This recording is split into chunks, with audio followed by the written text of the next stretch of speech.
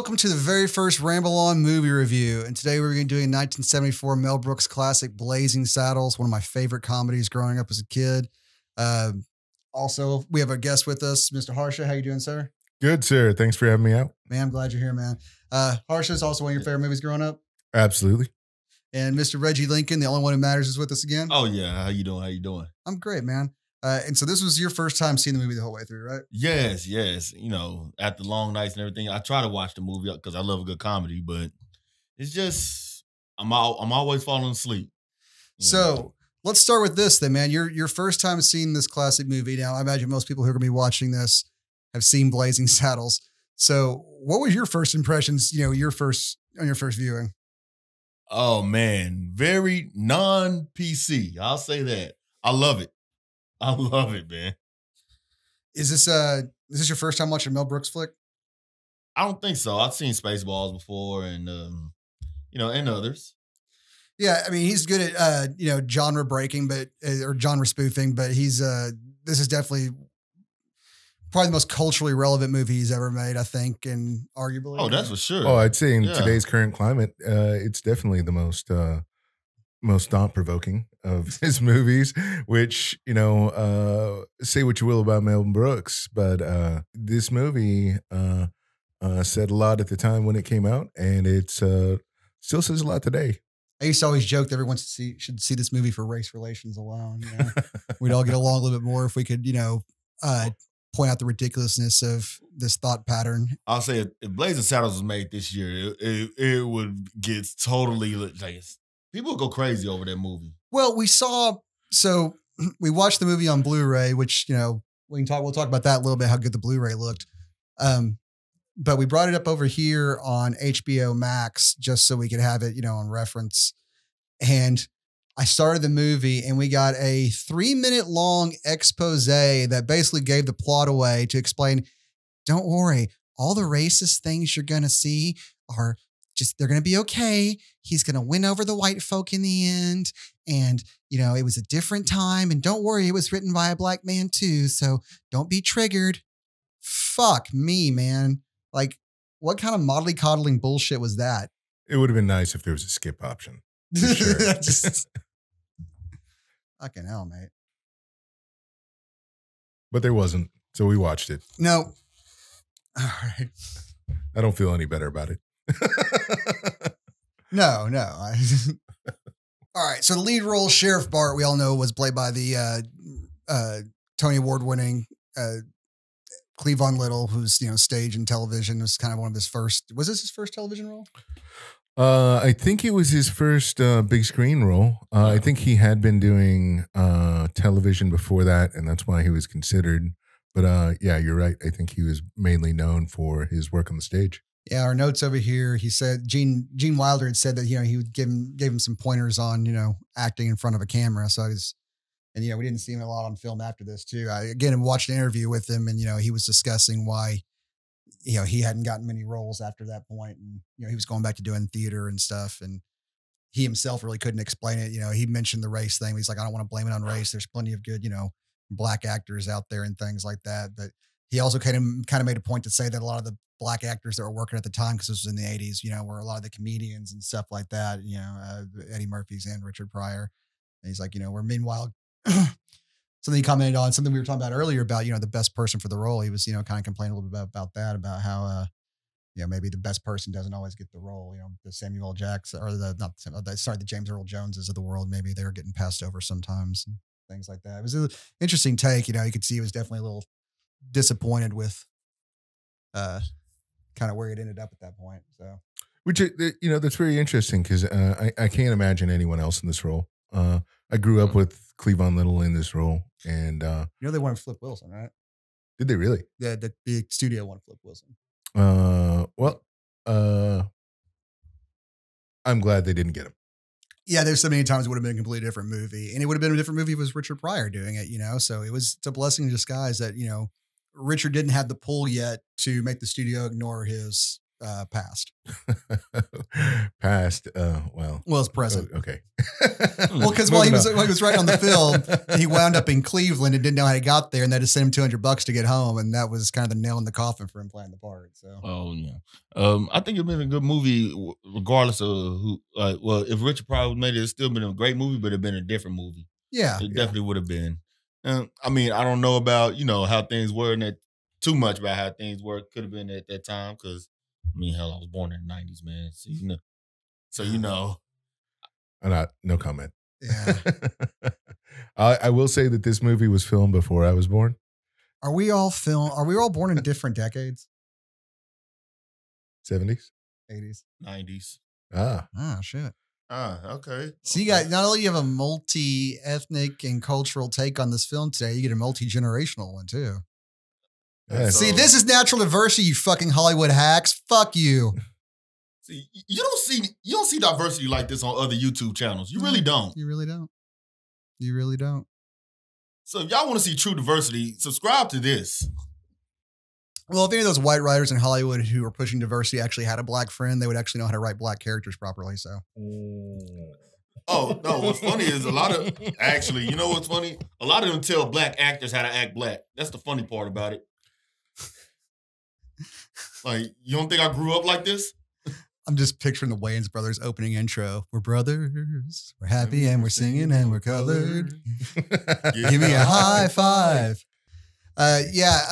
Cleve on that same interview was talking about the character of Black Bart. And, he said he didn't really feel like he brought a lot to the character himself. He mostly just kind of did what Mel wanted him to. And he said he didn't feel stifled necessarily, but he was kind of going through a divorce at the time. And, again, his being his first film. right. Yeah, he didn't really feel mature and comfortable enough to start, ad-libbing, doing some change. Like the stuff some of the more comedic actors and more seasoned comedic actors kind of felt comfortable doing. But that being said, like, even if Mel did guide the entire performance, it came out absolutely perfect. And I don't think anyone else would have delivered it as well. So, I mean, Awesome performance. I don't think he gives himself enough credit, essentially, is what I'm saying. Some of these He's a little hard on himself. Yeah.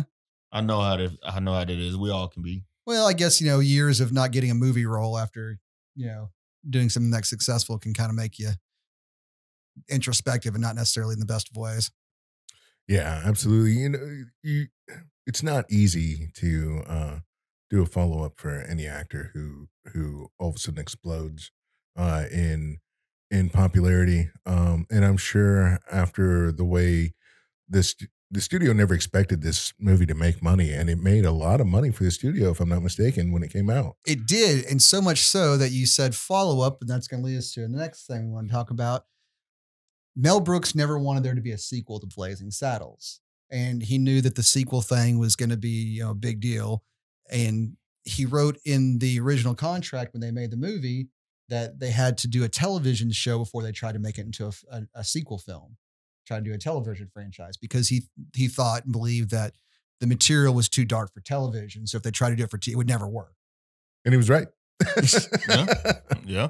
Well, they tried to make him. They called him and said they were making a movie franchise out of it. And he'd remind them of the clause, like, oh yeah, we already shot a pilot with Lou Gossett Jr.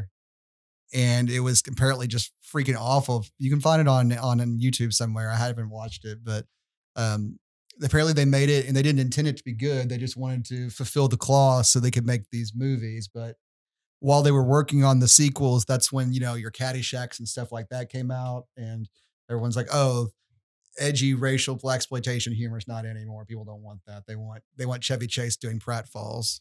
So,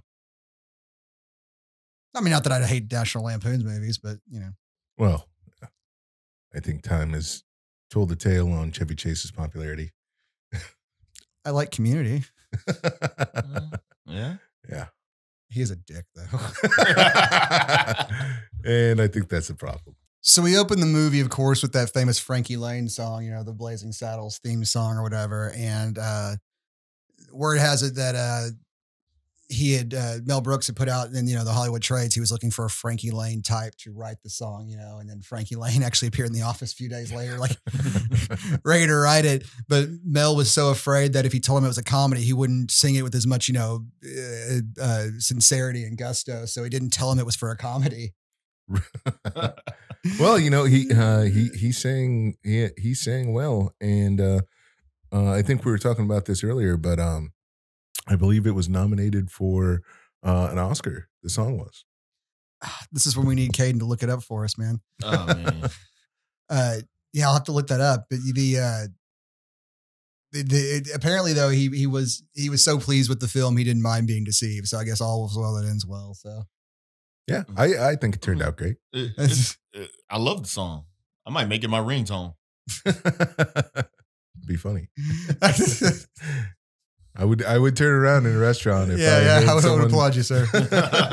Someone rocking that as a ringtone. So we open up the movie, and from the very opening scene where we get an interaction between, Lyle and eventually Taggart and, Bart and Charles, it just hits you in the face with it. It lets you know exactly what kind of movie this is going to be.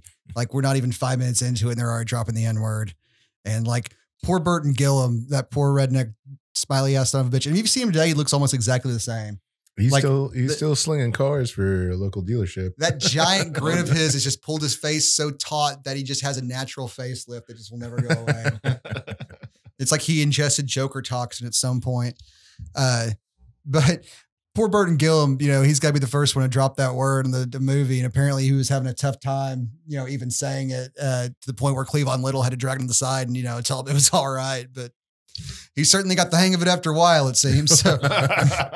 Well, I think plenty of people got practice during the shooting of this movie to say that word. So we start off and they're singing, what's the song they sing instead of when they ask them for a song? Oh, the hell is that an actual song? Is it? I'm not sure. It's beautiful though. Oh, they did it greatly. Oh yeah, the harmonies, absolutely fantastic. Followed up by the Camptown Races,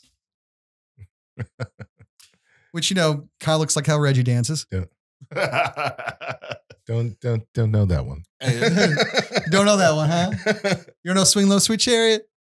No, don't know that. No, I don't know that. But intro Slim Pickens, who kind of gave the show a little bit of credibility because, as Mel Brooks said, you got a bunch of Jewish guys from New York trying to make a Western here. So let's get somebody on the set who's got a little bit of credibility. So in comes Slim Pickens because he's pretty much the only person in the Western Hollywood films who was willing to do this. Because rumor has it he saw John Wayne at the cantina, on the set or right. on the lot. And John was like, I heard you're making a cowboy movie where you say, cram it up your ass or something. And he's like, yeah, I want you to be in it. And he's like, well, I can't say those kind of words, but I'll be the first one in line.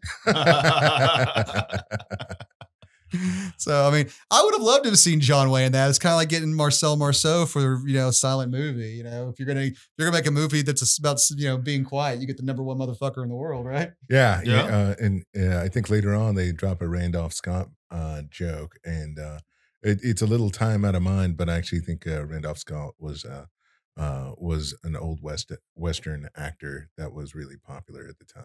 See, that's one that always flew over my head. Randolph Scott. See, had been a few years later, they could have whipped out like we'd done it for Roy Rogers, Right. That would have landed a little bit further on, Oh, you would have done it for the Duke, Yeah, that was references I did not like. They referenced things that I did not get in there. Like I couldn't catch on to. Well, I mean, with anything like this, you're going to get some dated humor, but for the most part, the meat of what this is about in the social commentary and pointing out the blatant racism of that time in that place, and then how it still translated to the modern era, which was 1974 for them, but it still goes on today. I mean. They were making fun of Westerns and the idyllic Western that showed nothing but, that idyllic 1950s sort of, everything's fucking sunshine and lollipops and, what I mean? Like, yeah, the nasty racism's under the surface, everyone's happy. And yeah, I mean, obviously, if we look back at the popular Westerns that that generation really subscribed to at the movie theater, paid good ticket money for. It was an idealized West that was probably not representative of what the actual West was like. Well, no, first of all, I think the reason why the OK Corral shootout is such a big deal is because it was one of the only actual shootouts that happened in the Old West. And, Right. And, there's also nary a blackface in most of those fucking movies. When some of the best cowboys in history were African American descent. Oh, yeah. Who invented bulldogging? What was his name? Puckett? Bill Puckett? Who invented bulldogging? Yeah. Thanks, Cowboy Way. You taught me all the history I needed to know. But you're right. The movie does smack you right across the face right when we start off. I think it's clear that they said it in the 1840s or the 1870s, really to be able to honestly get away with the context of using the language, because honestly, the language used in this movie was not okay in 1974. Not at all. Well, it's kind of like, and I get it's a bigger social issue, but you want to equate to something a little more modern. Take the shit episode of South Park, where it's like the studio or the network wouldn't let them say the word shit. But they're like, no, we're going to say it 100 times. They're like, okay, now you're saying something. Yeah. It's like, no, we're going to say the N word. You can't say the N word. We're going to say it 100 times and make a social commentary on it. Oh, okay. All right. That's got it. I mean, I think Django Unchained got the record for that. Yeah. What do you think has more N words, Django or this? Django for sure. Just Quentin Tarantino after a few drinks. Allegedly. I mean, I love DiCaprio in the role and everything, Yeah. I don't know if he said it more to everybody there, but yeah, I mean, let's just say I relate to certain scenes in that movie. I'll say that for sure. And that's just it. It still remains poignant today. We've had, Richard Pryor, who was a pull no punches, and sometimes pretty angry human being, again, there's a lot of his personal life and, his drug issues and stuff like that. And you had him working with Mel Brooks, a Jewish man in the generation with World War II fresh on their mind, which is obvious in most everything he's ever put out there. Yeah, absolutely. He loves nothing more than to poke fun at the Nazis and make Hitler look ridiculous. And, he said before he wrote this movie a little bit, out of anger towards, bigotry and what's the word here? He's got a quote, but I'm trying to remember paraphrasing, but he was basically just angry at, white pacifism and bigotry and, the hypocrisy of, the Christian right and things of that nature. Because the areas of the Jerry Falwells and things like that, where you've got the send me all your money and, don't do anything bad while, you're doing blowing hookers faster than, Andy Dick on an average Friday. Well, I mean, allegedly. Allegedly.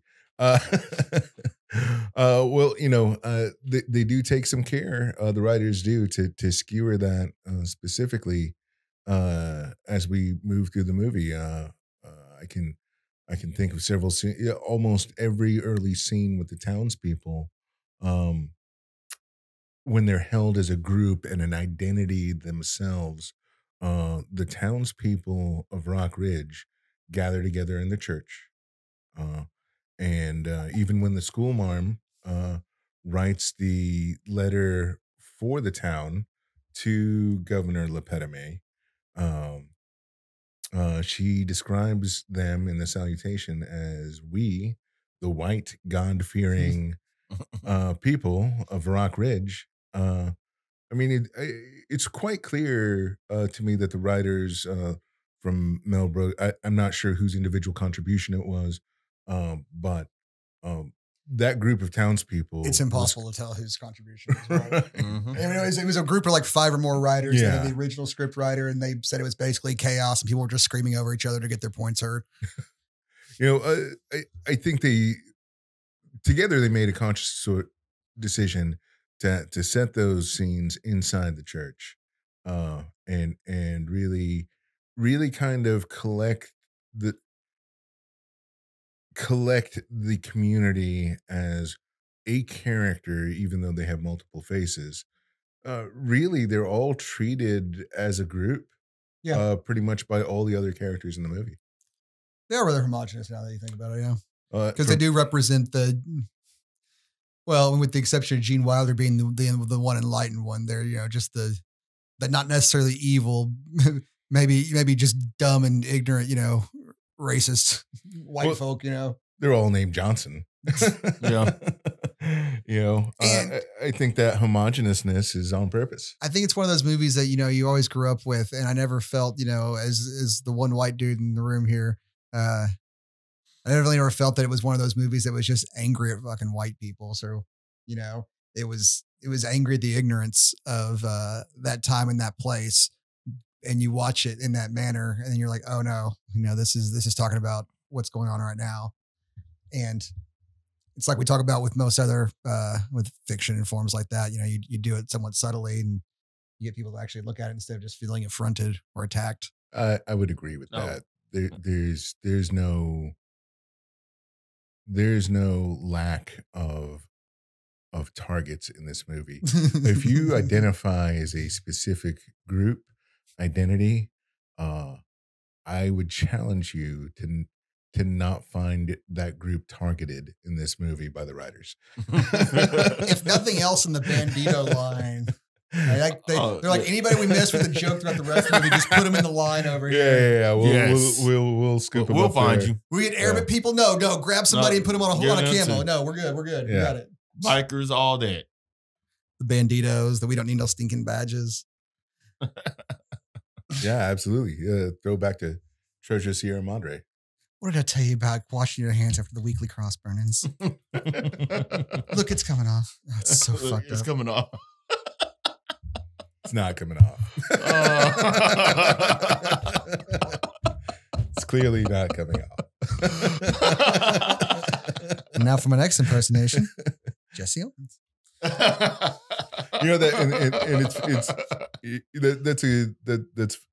a funny joke. Where the white women at? And there's a lot of anachronistic jokes in this movie. There's a lot of things that it's set in 1847, but as we all pointed out, there's all sorts of breaking the fourth wall in this movie on a Deadpool-esque level. Well, when it comes to that slapstick style of comedy, no one does it better than Mel Brooks. Sorry, I got to sneeze. No, let's all stop for your sneeze, man. Here's the sneeze. Okay. I didn't want to interrupt you. To your sneeze. I didn't want to interrupt you or be rude. So that slapstick style of humor, as far as American movie makers go, Mel Brooks is the best. And I guess you might say Leslie Nielsen is a far second. Well, I mean, now, Monty Python being up there with Mel Brooks, they're just not American. That's why I said American. Had to clarify. There is a certain brand of humor that falls in with the Naked Gun and Police Squad and Airplane. Yeah, that slapstick. Everything goes. Everything's kind of.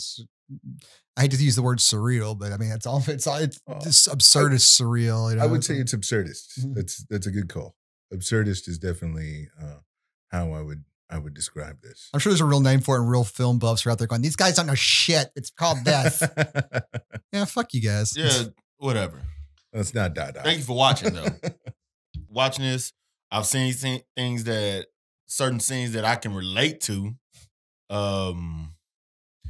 especially with the campfire and the beans and all that. Like, I thought you were going to say begging German broads.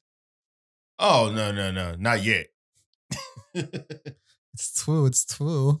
Oh, well, I mean, I've been to college and, some women found out it's true. So the end joke, the punchline to that scene that they cut out was Cleavon Little going, "I hate to disillusion you, man, but you're sucking on my arm."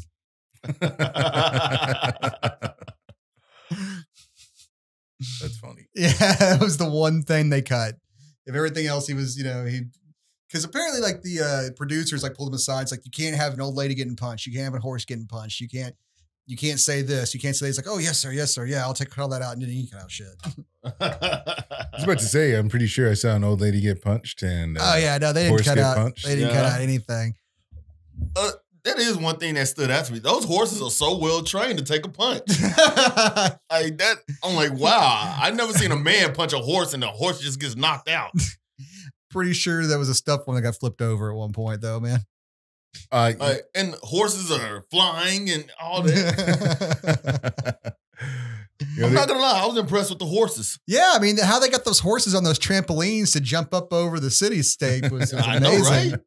They're like, all right, the horses like had to learn how to pole vault. They're holding their teeth, like, you know, just to get some height. But that's a good point. I believe that this movie does a lot of things. It's not just a movie about race. This movie is primarily also About the dream of flying horses.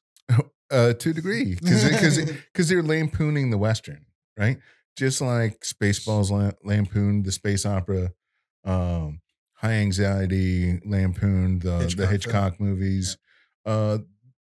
They poke a lot of fun at the Western genre here, and punching a horse is something that you just didn't see in those Westerns. Well, apparently the punching the horse scene. It was the first fart in movie history. That's true. And again, it's like with like saying shit. It's like we're not gonna just do it once. We're gonna make a point about it. We're gonna do it over and over again. But apparently the punching scene was actually, and I'm trying to remember the actor. It was based on a true story. And I can't remember the particular actor it was. And God, it's gonna kill me until I remember who it was. It was based on a real story. The guy was out trail riding with his wife, and the horse was being particularly troublesome, and he got pissed off and punched the horse between the eyes, and it dropped the horse.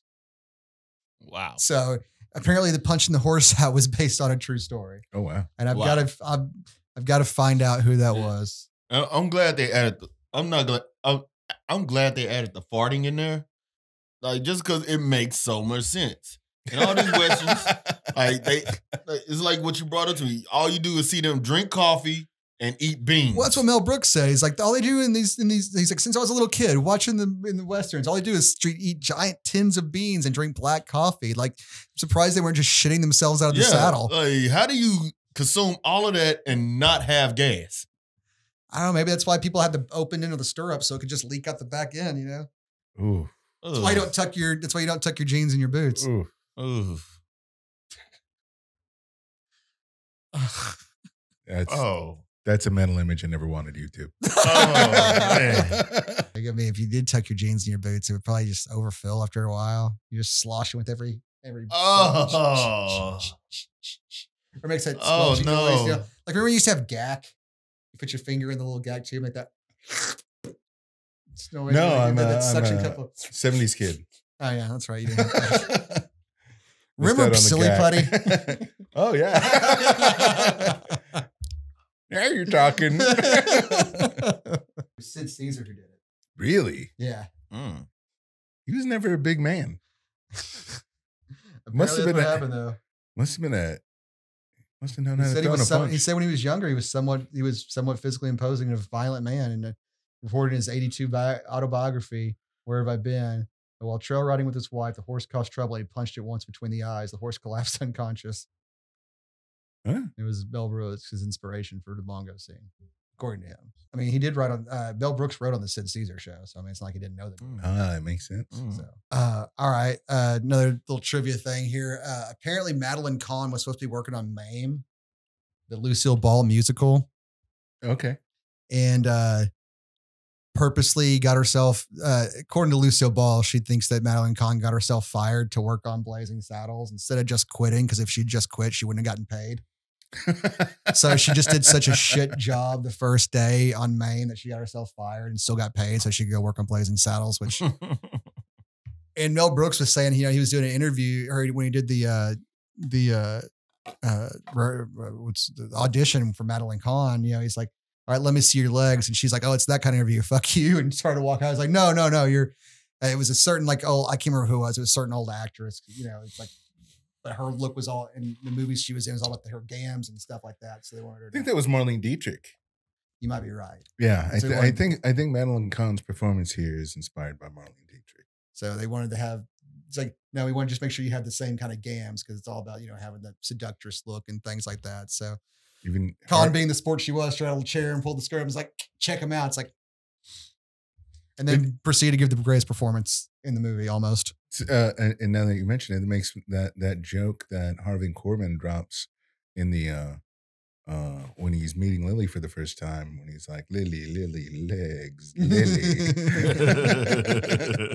Yeah. He's like, what's sauerkraut in my hands? They also added a little Looney Tune flavor into that as well. The manga. Yeah, no, Reggie, you're absolutely right. There's there's several scenes where I think we're very influenced by cartoons. Yeah. I think that's one of the main influences of this movie as well, is just cartoons. Because, it's all Hollywood and it's stuff you don't. I'm pretty sure back then you didn't see stuff like that in actual movies. So, well, if you had taken a little bit of this, is a little bit of, it's not necessarily revenge fantasy, but it is, there's somewhat of the minority power fantasy in the black man becoming the sheriff and winning the town over and these things. But he gets to take out some of that aggression that, he's the representation for some of that aggression being expelled by blowing up Mongo or hitting Slim Pickens in the head with the shovel. And if you do them in the cartoony Looney Tunes sort of way, everyone laughs and chuckles along, but you still get the point across and you still get to do it. Whereas if you tried to fucking do Django in 1974, where you're just blowing white dudes away and saying "fuck you, cracker," like you would have been lynched. And well, you wouldn't have gotten your movie made. Well, no, and even Mel Brooks, one of the things he said to the writers on the show was, "Say whatever you want to, boys, because no one's ever going to see us again after this. We're all going away forever after this one." Yep. So, hey, but that wasn't true. No, it ended up being so successful that Warner Brothers re-released it the next summer as their only hit for the summer in '75, even though it was, so it went from the movie they didn't want to support to the movie that was going to save their next year because they didn't have Jack. To a movie they tried to make into a TV show and a franchise that never should have been made.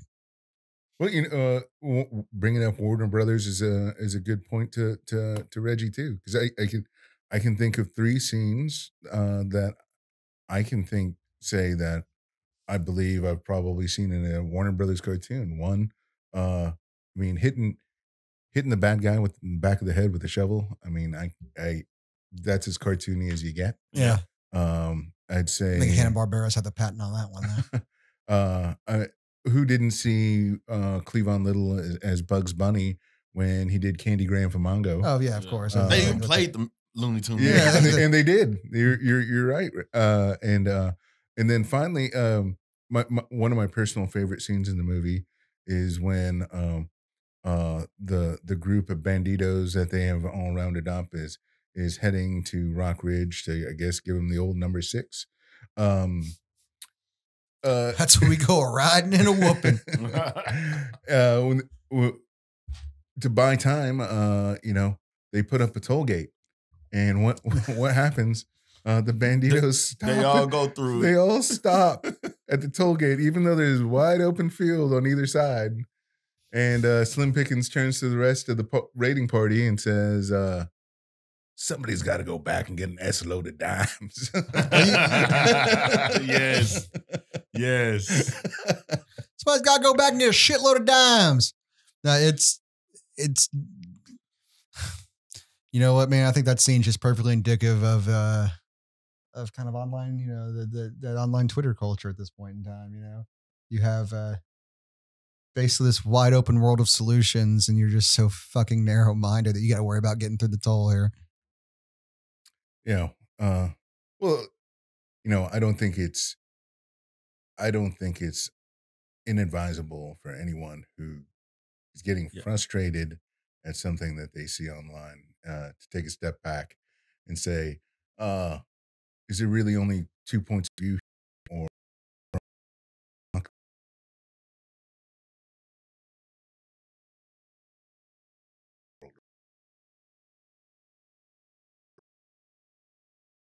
Maybe the people. Everyone's got needs. You got that. Some right. of those are special. Fucking hell, man. What happened to us? So let's talk a little bit about Gene Wilder's performance in this movie. Gene Wilder is probably more than anyone else in this film, somebody who I know, at least for our childhoods, was a big part of it. Oh yeah, Charlie and the Chocolate Factory. I mean, I even loved old movies like wasn't Lady in Red? And then there was all the ones he did with Richard Pryor. Yeah, Silver Streak and Hear No Evil, See No Evil. Yeah, I mean, those are the ones I kind of remember. Gene Wilder was really brilliant as a comedic actor. I'm not sure what people say about working with him. Well, the only person I've ever heard say anything negative about him was Richard Pryor in a drug-fueled interview that I don't think he was serious. I couldn't tell if he was serious or not. If he was didn't they hash that out anyway? I've got no idea. I know Gene said that he wished that he and Richard had been closer off the set, but Richard kind of had his own life and his own thing. I don't think Richard was ever interested in being friends with Gene off the set, even though that they had good chemistry together. Yeah. But he should have called, he called Gene some pretty nasty stuff in that interview, but I think he was kind of high as a kite. You never know what it's like to work with someone until you work with them. Yeah. And he could have been so close that he was going overboard with the ribbing. I don't know. But it just, You know what? They put out great movies together. I'll always appreciate them. But I can only hope that they had as much fun making those movies as I had watching them. You kind of hope that for everyone, right? Yeah. Yeah. Usually they'll come through though, in performances, especially ones, you can usually tell when casts are having a good time together. Just, look at any time Chris Hemsworth and Chris Pratt were on set together in the Avenger movies. Like, you can tell they were having a blast. Yeah, like a pirate angel. I just like that he went fat for the last one because now I can cosplay as Thor. I was like, I'll have to get in shape to do the Chris Hemsworth. Not anymore, motherfuckers. Now I can just put on my leftover Big Lebowski costume and carry a hammer with it. That's it. That's the only difference. A hammer. Yeah. Now, I had, because, they called Lebowski the movie. I just wish they would one scene with him drinking a White Russian. Maybe it went a little too on the nose. Maybe it went a little bit too on the nose. But speaking of the Big Lebowski, the Big Lebowski from Big Lebowski is in Blazing Saddles. He's Olin Johnson. Oh yeah, never mind that shit. It's Mongo. Yeah, Olsen Johnson. Johnson. Olsen Johnson's right about Howard Johnson being right. Yeah, so I've got plenty of friends who, anytime we talk movies, they always want to bring everything back to the Big Lebowski. Hey, this is your chance to do it, guys. Olsen Johnson right here, played by David Huddleston. Is that like, hold on, is 6 degrees of separation between anyone and anything in the Big Lebowski like the Gen X version of the game instead of Kevin Bacon? Kevin Bacon, yeah. It's possible. We can start trying to play that at some point. Well, I would think, because if that's the case, I'm going to say my generation probably would have been Kevin Smith then. Oh, the Skewniverse. Yeah, every asshole in college used to have to drag everything back to Jay and Silent Bob doing something. But I think they didn't have much staying power. I don't think people are still into that anymore. No, and we can talk about this some other time, but I actually did see that new Jay and Silent Bob reboot. I did too. Was not as good as the. Love you, Kevin. All right, so I'll bring it back to Blazing Saddles. Yeah, go ahead. Favorite character, Reggie? Cleavon's character, Bart. Loved it. Great performance. Pretty much I saw myself in him. Well, he's the dry, straight man of the movie, and he's again the person you're supposed to connect to into this world. And the performance was spot on. Yeah, like I said, I saw myself in him. Like what he went, the language he received and everything, and then how he reacted to it. And then, when Gene Wilder was talking to him, and he just busted out laughing. I do think that was genuine. Yeah, he said apparently he was not prepared for that line, didn't know it was coming, the morons line. Morons. Apparently he didn't know that was that was the Which I found that funny too. You know, I would say that I found that scene pretty genuine as well. I had my own experience growing up, but the thing that really, and it was probably the most heartfelt scene in the movie from my perspective, because at times when I was growing up, uh, another person reached out to me to help me understand how ridiculous something was that I had taken to heart. Uh, and That's just something that friends do for each other, right? And I don't think it matters what color your skin is or what you identify as sexually or whatever.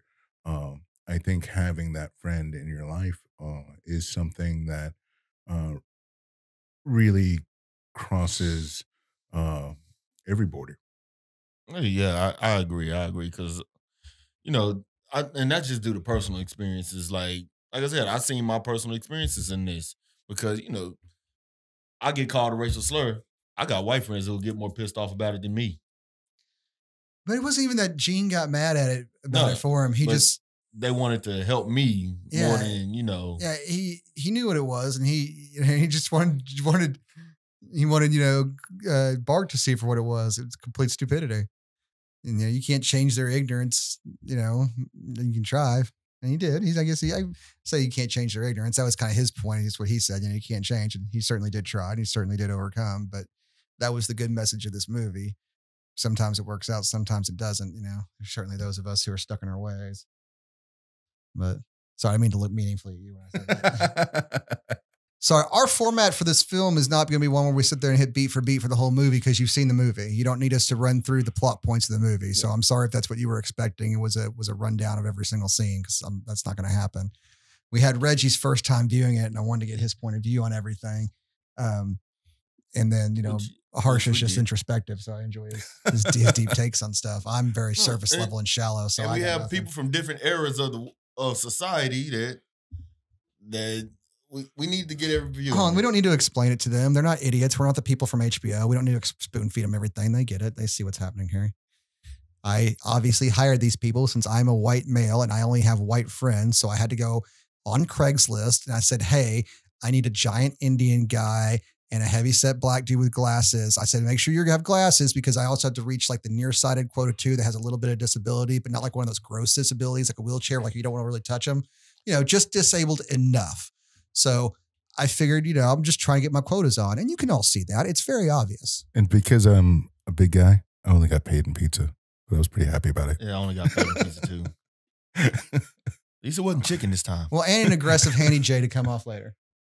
Oh, okay. Then I didn't get completely ripped off. No, you will. Pull skin. I'm not taking the rings off. You may cut some skin with it. Twist his dick off.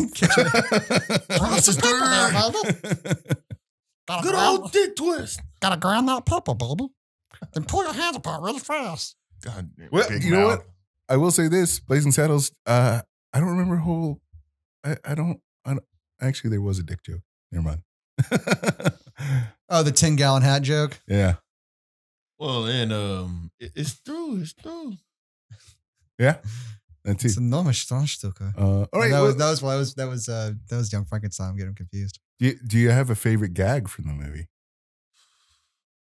I can't decide right now. I have a favorite line, and that is Mongo only pawn in Game of Life. Like that is such an understated and beautiful fucking line. Like, it is. It's the one line that more than any other line in the movie I can certainly relate to. It's like what's perceived as the special needs character said probably the smartest line in the whole movie. Which is funny because, you would expect with Richard Pryor being one of the writers that Richard Pryor spent a lot of time writing a lot of the racial jokes, but apparently he wrote most of the stuff for Mongo, if not all the stuff for Mongo. So Richard Pryor just apparently absolutely loved it. It's fantastic. Yeah, I loved Mongo. Like, what else does Alex carry? I mean, other than being the football player, was Webster, and was that it? I don't know him from anything else besides the Detroit Lions, defensive tackle. I don't know. He was on Web. He was the dad on Webster. Yeah. He grew a mustache for that, though. Yes, he had the mustache on that. Let me see. So yeah, there he is, looking with the mustache, the Webster mustache. Did you ever watch Webster? No, I did not. He's not old enough.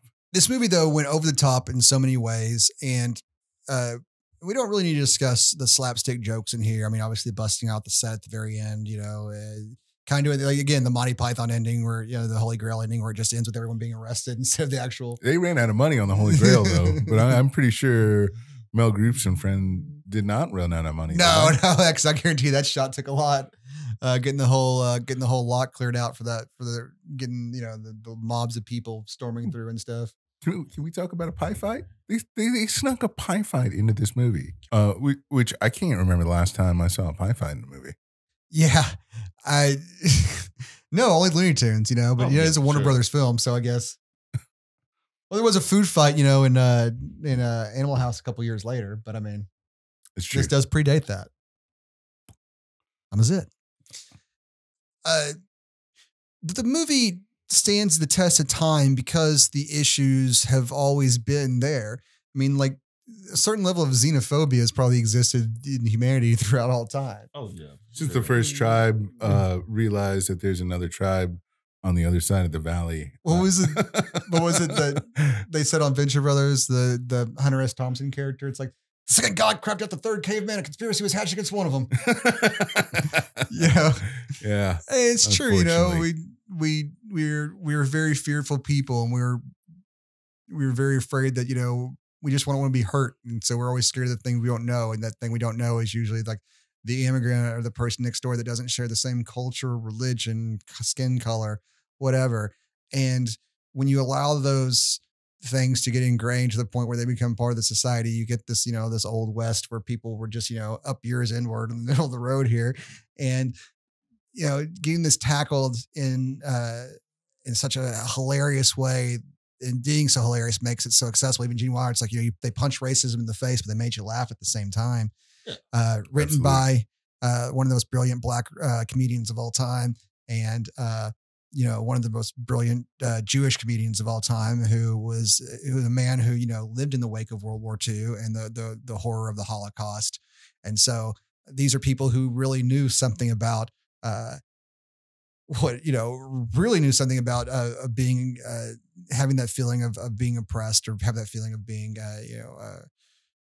racially set apart from, your average, to be judged not on who you are. Well, it just be set apart from that for how you were born. That level of I guess of your average white society, who maybe not even consciously racist, does hold those subconscious ideas. Like, oh, the Chinese lady's driving bad, or those things like that. I mean, like that subconscious racism. I mean, this was putting it in an overt way, putting it back in the 1800s. You have overt racism where you can say these things and just put it right out there and just slap you in the face with it. But in doing and showing how ridiculous these people are, you're like, oh, that's funny. These people are ridiculous. Oh crap, I do a little bit of that. Maybe when my friends are, maybe when my black friends aren't around, I might say an end joke with my white friends only here. But again, making pointing out these things in a way that makes you laugh and makes them accessible and doesn't make you just feel like a complete piece of shit the entire time. Like, you catch more flies with honey, I'm not saying things shouldn't challenge people, because this certainly challenged people, certainly at the time. And it is a challenging subject, and it's challenging subject matter, but the presentation's key, man. I would agree with that. I think, if I had to rate the movie, I would say, even today, I'd give it 4.5 out of 5. Let's go ahead and give it a school grading system. B+. Really? That low? Hmm? That low? B+ to A-. Yeah. Okay. That's fair enough. I'm going to give it a solid A. And my thoughts are this, on why it deserves an A. One, it was clearly out of people's comfort zones when it came out, and it challenged a lot of things. I think it probably says a lot about us that 45 years later, a lot of these issues still have not been resolved in society. We've just gotten really good at bottling it up. Yeah, And, you're even and worse about it because now you won't talk about it. yeah, and then letting it build up and seethe. I think watching it today is probably good for some people. I mean, it's probably. I hesitate to recommend watching it with the kids, but 13 and up. At some point, 13 and up. I don't know that this is a bad film to watch and have a conversation about with your family about some of the things that really get touched on through the lens of humor here. You know what? I would much rather sit down and have a conversation with my kids about race while watching this than Roots. Yeah. Not that I don't love Jordy, but I might have to watch that with my kid. what, Roots? Yeah. Just put on Reading Rainbow and tell them it's the same thing. You know, I don't know that that's fair, but because it's not. Unfortunately, that's a subject I'm going to have to talk with my kid about for like at a really early age. Unfortunately, too, because the saddest thing is, people will still raise their kids how from their viewpoint to think their way. I actually grew up like starting out in school, the only black kid in class, and I was kind of a victim of bullying. Oh, really? Yeah, there's stuff that's where you grew your love for the Cranberries. Yeah. Hanging out with white folk all the time. Well, I didn't hang out with anybody. The dude doesn't mean Ace of Base at karaoke. Like when he sings, I see the sign. I can empathize with Reggie though. I grew up in an urban area up until I was about 10.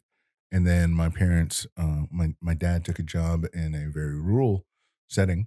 And I came home from my first day of school in this very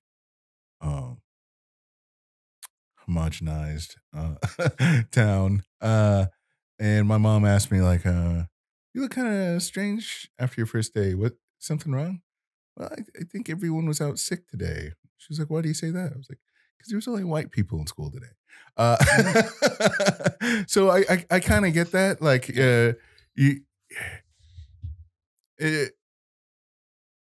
it's a unique movie. I don't think a lot of other movies I've seen really try to, especially in the comedy format, try and address a lot of these issues. And like I said, I think it's if it's a good way to start a conversation with today. If you haven't had those conversations with your family. All right. So, Reg, what was your vote? What was your grade for it? I would say A-. A-, and what are your reasons for it? Oh man, it hit everything in the like. It's just that it was just the references I didn't get. Yeah, I mean that's an age thing. Yeah, and that's just an age thing for me. Yeah, I mean, if I was probably born in the '60s or even the early '70s, I probably would get the joke. I was born in the '80s, and I get most of them. Yeah, hey, even I was born in the '70s, and there's still a couple that I think we looked up today. Randolph Scott was one of them. Randolph Scott was one that I had to go look up. So, as far as how we were talking about this in the cultural issues, do you think that this movie is one that makes a valid point about racial tensions? And very valid. Do you think it's got a place today? I mean, do you think it needs these little?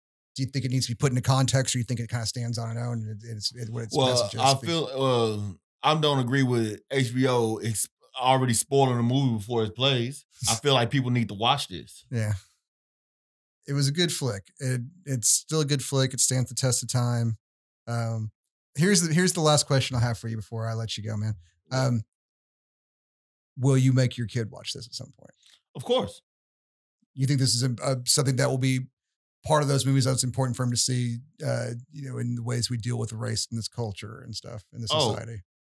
Yeah, I think so, man. I really do. Like it teaches us. It really teaches society.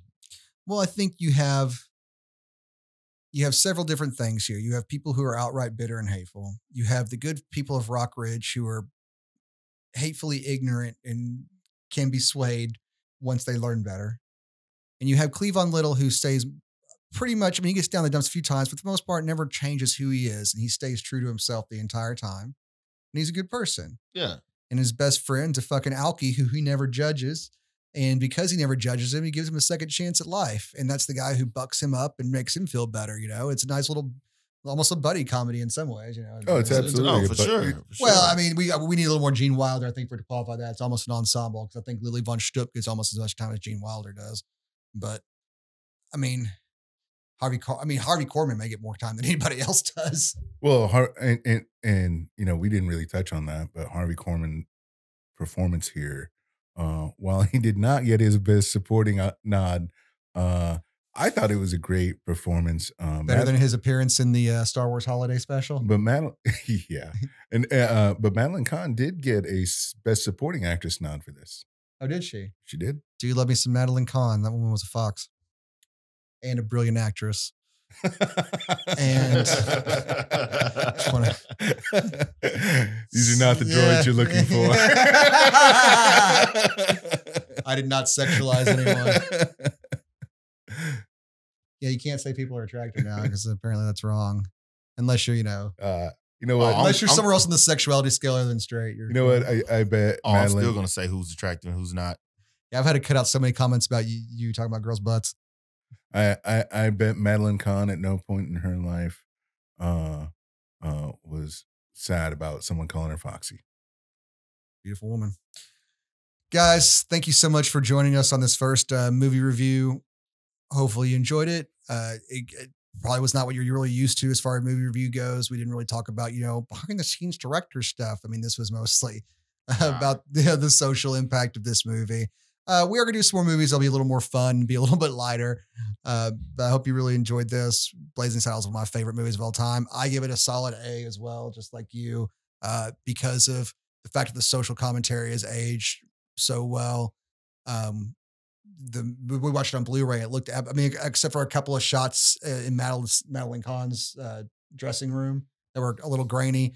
The transition in Blu-ray looks absolutely fantastic. Go get it. Go get a hard copy of it so you don't have to watch HBO's fucking lecture. Guys, thank you so much for being here again. We really appreciate it. Harsha, man, thanks for coming out. Hey, smash that like. Don't forget to subscribe. Don't say that. Don't say smash. We're not douches. Do like, do subscribe, do share this. And again, as you can say smash that like, can you? Oh no, it's kind of douchey. Oh, come on. It's kind of douchey and stereotypical. Depress that like. Well, I mean, stereotypically talking, it works, right? You can just say hit the like button or press the like button. Just if you like it, hit the little thumb that goes like this, not the one that goes like this. All right, just pretend like you're Caesar and we are nothing but your humble gladiators that are going to die before you. And just please give us the thumbs up and spare us for another day. That's all we ask of you.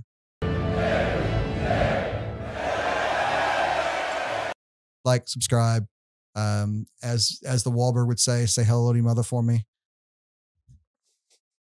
Thank you again for being here, Reggie. Thanks for having me. Thank you. See you tomorrow for Raw, man. Oh yeah, see you tomorrow. Good night, y'all.